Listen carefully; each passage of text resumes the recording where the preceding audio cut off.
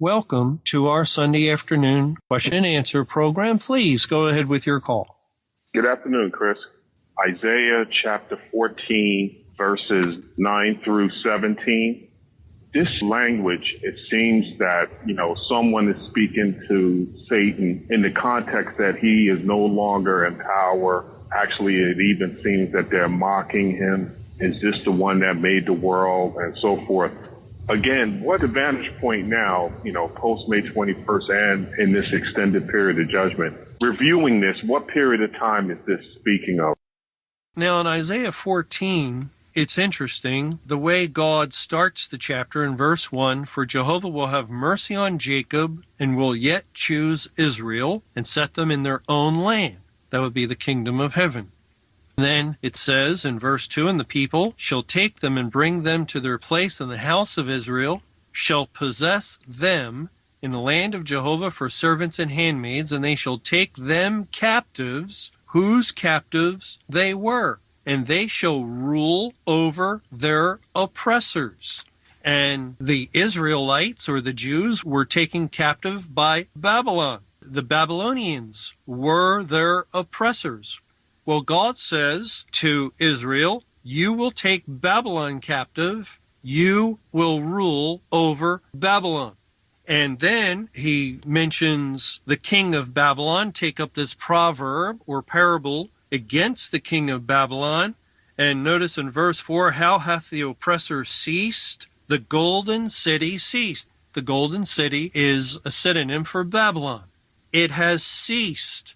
The king of Babylon has ceased. The golden city has ceased to do what? To rule, to be the oppressor. And that sets the context for Isaiah 14, when it says in verse 5, "Jehovah has broken the staff of the wicked and the scepter of the rulers. He who smote the people in wrath with a continual stroke, he that ruled the nations in anger," that would be Satan, typified by the king of Babylon, "is persecuted and none hindereth. The whole earth is at rest and is quiet. They break forth into singing." The picture that God is drawing is that Satan has been put down. This is consistent throughout the Bible, that Satan was the ruler over the church and over the world. He's the beast. His time of rule during the Great Tribulation was unlike any before in all history. It was the glorious time for the kingdom of darkness and for Satan.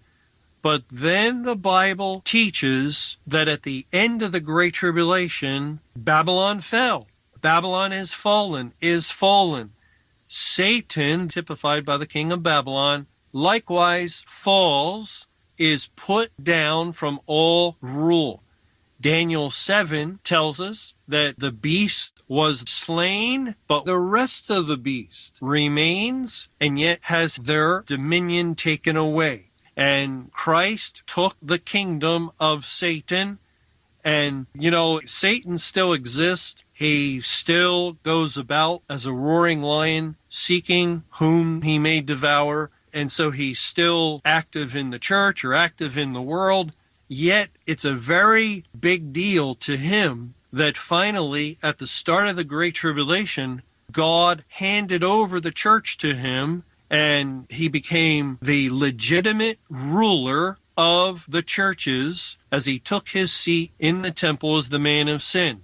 He was officially the head of the church. God gave up the congregations to him.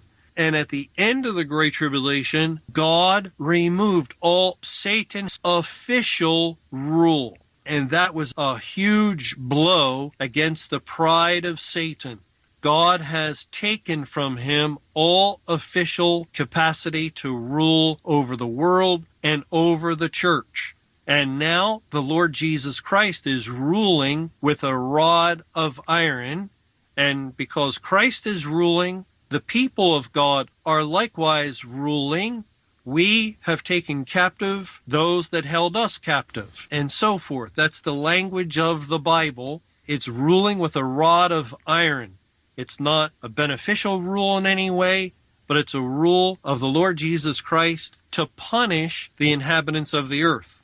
And so we read verse 9 of Isaiah 14, hell from beneath is moved for thee, to meet thee at thy coming. It stirreth up the dead for thee, even all the chief ones of the earth. It is raised up from their thrones all the kings of the nations. All they shall speak and say unto thee, art thou also become weak as we? Art thou become like unto us? And this is as though the kings of the earth are speaking to Satan. Thy pomp is brought down to the grave, and the noise of thy viols, and grave and hell are synonymous. The worm is spread under thee, and the worms cover thee. How art thou fallen from heaven, O Lucifer, son of the morning? How art thou cut down to the ground, which didst weaken the nations? For thou hast said in thine heart, I will ascend into heaven, I will exalt my throne above the stars of God, I will sit also upon the mount of the congregation in the sides of the north. And that language matches up with 2 Thessalonians 2, when he takes his seat in the temple, showing himself he is God. But then it says in verse 14, I will ascend above the heights of the clouds, I will be like the Most High, yet thou shalt be brought down to hell, to the sides of the pit. They that see thee shall narrowly look upon thee and consider thee, saying, is this the man that made the earth to tremble, that did shake kingdoms, that made the world as a wilderness, and destroyed the cities thereof, that opened not the house of his prisoners? He refused to let the elect of God go, and he tried to keep them in the dungeon, captive to himself and to sin. Yet Christ freed them. Christ has defeated him, and that's why the Bible speaks of the beast being slain, or the king of Babylon, after 70 years, in that very night was killed by the Medes and the Persians. Because the death of the king of Babylon, Satan, the beast, identifies with the grave and hell. So Satan has begun to experience hell on May 21, 2011. The judgment of God upon him has been the official determination to remove him from all rule. He's under God's wrath, continuing to exist until the very end, when all is destroyed. But so is the whole world brought into the condition of hell. That's the language of Revelation 9, when the smoke of the pit rises up and covers the sun.